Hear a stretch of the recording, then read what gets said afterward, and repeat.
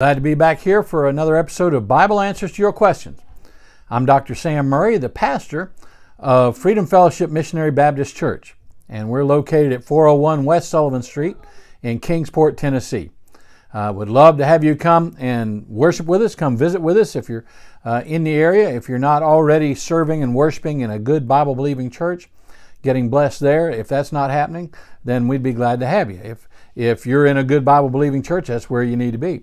All right, but we'd love to have you come visit with us and worship the Lord Jesus Christ with us. As you can tell, we're online, and all of our services are online. Sunday morning Sunday school at 10 o'clock, we have an adult class. We have a class just for ladies if you want that. We have children's class, and we have Sunday school at 10 o'clock. And at 11 o'clock, we have our morning worship service. Sunday night at 6 o'clock p.m., we're going through the book of Genesis line by line, verse by verse. We've gotten to the life of Joseph now. On Wednesday nights, like we had last night, we have prayer meeting, and we actually take prayer requests. And our people on Wednesday night take prayer requests as prayer assignments. They volunteer and say, I'll take that assignment and I'll pray for that every day this week. Trying to be prayer warriors to lift up brothers and sisters in Jesus Christ. On Tuesday nights, online, not in our building, but online, we have prayer time led by Brother Jim Perkins. Very beautiful, sweet prayer service, prayer meeting, where he takes your prayer requests and adds them to the church prayer list and prays for them there in real time. And you can do it right over the chat box, the comment section, and add them to the prayer list, and he'll pray for them right there and lead other folks as we're watching online in prayer. All right. Perhaps you want to serve somebody who's not been blessed as much as you have. Saturday mornings, we serve hot food to people who are needy. Anybody comes up Saturday morning at our church, Saturday morning at 9:30 until 10:30, 11, however long it takes to serve everyone. All right. We'll serve hot meals every Saturday morning. Been doing it for years. Got some wonderful, faithful people from our church, from other churches that show up and help.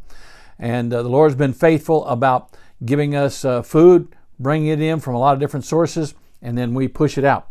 Also, if needy people have a need for food at home, they have a family at home, they have a way to cook, we will give them a cardboard box full of groceries to take home. And we've been doing that for a long, long time. Right now we're averaging between 120 and 150 hot meals every Saturday, and between 25 to 40 boxes of groceries going out the door every Saturday.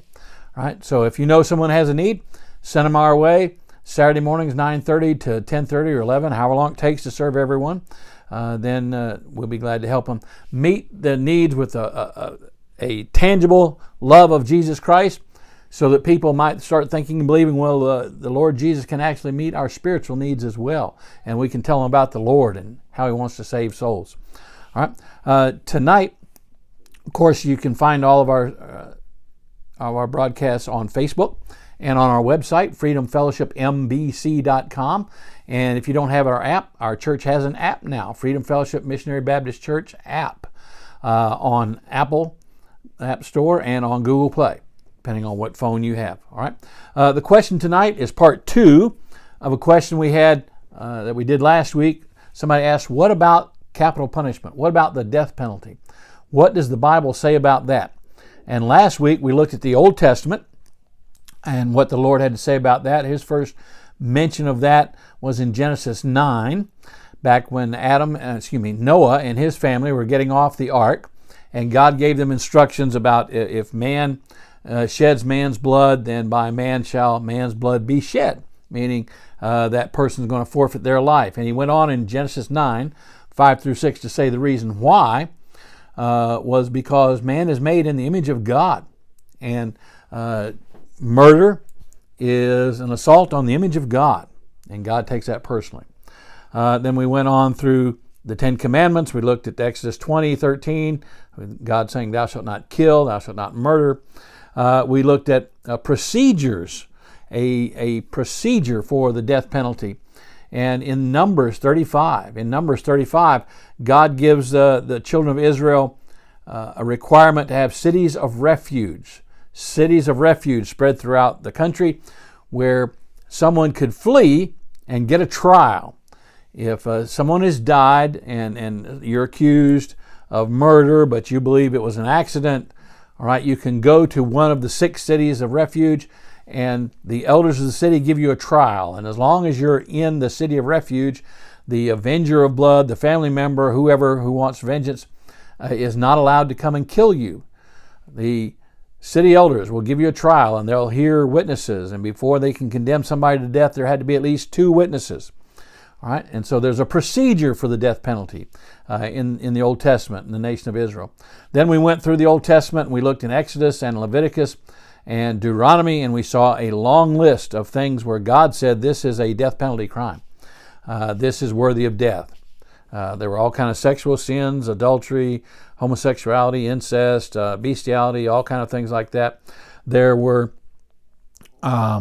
worshiping false gods, witchcraft, lots of different things, the death penalty. And in Deuteronomy 17, gave a procedure for the death penalty. Again, you had to have Deuteronomy 17, verses 6 through 7, there had to be at least 2 witnesses, preferably 3, but at least 2 witnesses that agreed. And those witnesses, if the accused was found guilty, those witnesses were supposed to be the first people to throw stones at the accused, at the guilty person. And then the rest of the community would follow suit, and they would throw stones. The entire community would take part in cleansing their community of this great sin, this great horrible, tragic crime, and cleansing their community of it. And that's the way God told them. That's the way God put it. Now, that's Old Testament. Okay. What about the New Testament? What about the New Testament? All right. New Testament mentions it some, mentions the death penalty some, doesn't mention it a lot, doesn't mention it very much directly, but it mentions it some because the New Testament is mostly about the spreading the gospel, evangelism, and how to live a Christian life. All right. The Old Testament is mostly about God giving the children of Israel His laws and how they're supposed to be His witness to the entire world of the true and living God. In the New Testament, the church, believers in Jesus Christ, are the witnesses of the true and living God throughout the world. But he does touch on this some. In Romans 13, God has Paul write this about government authority, and that the sword should be wielded by government, not individual vengeance. But Romans 13, starting verse 1. Romans 13, starting verse 1. Let every soul be subject unto the higher powers, for there is no power but of God. The powers that be ordained are ordained of God. Verse 2. Whosoever therefore resisteth the power, resisteth the ordinance of God, and they that resist shall receive to themselves damnation. For rulers are not a terror to good works, but to evil. Wilt thou then not be afraid of the power? Do that which is good, and thou shalt have praise of the same. For he is the minister of God to thee for good. But if thou do that which is evil, be afraid, for he beareth not the sword in vain. For he is the minister of God, a revenger to execute wrath upon him that doeth evil. Let me read that last part about verse 4 again. Romans 13, 4. About government and authority, the higher powers, whatever it is in that country, God has allowed that to be. For he beareth not the sword in vain, meaning the higher power, the government authority, doesn't carry the sword for no reason, uses the sword for no reason. There's a reason he uses the sword. What is that? For he is the minister of God, a revenger to execute wrath upon him that doeth evil. So those that commit crime, God has ordained government, have authority to bring wrath, bring judgment of God upon those evil doers. All right. So that's Romans 13, verses 1 through 4. God saying He's ordained government to use the sword, if necessary, to bring wrath upon evildoers, so that there can be order and safety and peace. And that's what authorities are supposed to do as servants of God, if they're executing their duties right. So government having authority for the death penalty, all right? Not just Joe anybody, but ordained authority, government authority, peaceful power, authority to try to keep peace in a civil society. All right, we have that. Now, Jesus himself was brought a death penalty case. Jesus himself was brought a death penalty case in John chapter 8. John chapter 8, he is brought, as he's teaching, he's interrupted, and he has brought a woman that is caught in the very act of adultery. And it's an interesting case. And they ask Jesus, in fact, they demand Jesus to pronounce a penalty, a judgment upon her. All right. John chapter 8, Gospel of John chapter 8, starting verse 1. Jesus went up onto the Mount of Olives, and early in the morning he came again into the temple, and all the people came unto him, and he sat down and taught them. So he would come into the temple, he would teach the people there in the temple area. Verse 3, John 8, verse 3, and the scribes and Pharisees brought unto him a woman taken in adultery when they had set her in the midst. They say unto him, Master, this woman was taken into adultery in the very act. Now Moses in the law commanded us that such should be stoned. But what sayest thou? So, while Jesus is teaching, the Pharisees and the scribes, a group of people that disagreed with Jesus, who rejected Jesus, who were sharpshooting Jesus with trick questions all the time, they bring this woman in who they say was caught in the very act of adultery, and set him before Jesus in the midst of the crowd while Jesus is teaching his audience. And they say, Moses said that the penalty for this was stoning. For adultery, stoning. She should be stoned to death. What do you say? So they brought Jesus a death penalty question, a death penalty case. Now there's something odd about this case. They say he was caught in the very act of adultery, happened to be caught in the very act of adultery just in time to bring her to Jesus while he's teaching, okay? And there's only one person. Adultery takes two people. They brought him the woman, they didn't bring him the man. So Jesus knows right off the bat there's something goofy about this case to start with, all right? But he has been asked as the visiting rabbi to pronounce a judgment here. And so he allows this to continue. Verse 6 through 11, this they said, tempting him, that they might have to accuse him. They wanted to always split Jesus from his audience. They were thinking maybe if he said, yes, stone her, then the women would turn against him. But if he said no, maybe some of the conservative men and women would, Jesus is not for us. Okay, they're trying to split him away from his audience all the time. This they said tempting, verse 6, John 8:6. This they said tempting him, that they might have to accuse him. But Jesus stooped down and with his finger wrote on the ground as though he heard them not. He's going, So when they continued asking him, he lifted up himself and said unto them, He that is without sin among you, let him first cast a stone at her. So they keep asking, Jesus, answer us. Jesus, answer us. Should we stone her? Then he stops writing with his finger and he said, all right, you, among the accusers, you that is without sin, cast the first stone. Now he's going back to the law. Deuteronomy 17, verses 6 through 7, said, the accusers, the witnesses, had to be the first to throw stones. Now, this woman has not said, hey, I'm guilty, this is a frame-up. She's not arguing at all. Nobody here is saying she's not guilty. Even Jesus is not arguing whether or not she's guilty. They've gone right past that. All right. So he says, all right, you that has no sin, you cast the first stone. Now, he's not talking about accusations. He's talking about real rocks to really kill this person. You that are without sin, you be the first one to throw a rock to kill this person. That's what Jesus meant when he was talking casting stones. That's exactly what he meant. Verse 8, and again he stooped down and wrote on the ground. And they which heard it, meaning heard Jesus say, you without sin cast the first stone, they which heard it, verse 9, being convicted by their own conscience, went out one by one, beginning at the eldest even unto the last. And Jesus was left alone, and the woman standing in the midst. When Jesus had lifted up himself and saw none but the woman, he said unto her, Woman, where are those thine accusers? Hath no man condemned thee? Meaning condemned you to death. Not saying, hey, you're an adulterer. Not saying, hey, you're a bad person. That's not condemning somebody. Condemning them to death is what he was talking about. Verse 11, she said, No man, Lord. And Jesus said unto her, Neither do I condemn thee.